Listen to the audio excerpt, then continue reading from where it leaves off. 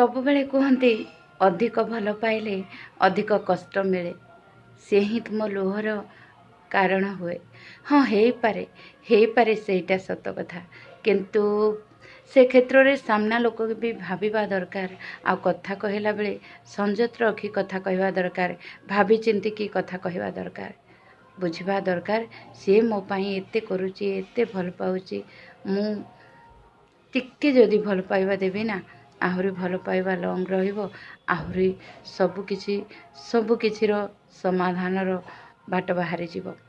ଆଉ ହଁ, ଯିଏ ବି ଯାହାକୁ ଅଧିକ ଭଲ ପାଉଛନ୍ତି ନା, ସାମ୍ନା ଲୋକଠୁ କେବେ ଆଶା ରଖନ୍ତୁନି ଯେ ତୁମେ ଯେତିକି ତାଙ୍କୁ ଭଲ ପାଉଛ ସିଏ ବି ତୁମକୁ ସେତିକି ଭଲ ପାଉ ବୋଲି, ନହେଲେ କଷ୍ଟ ପାଇବେ।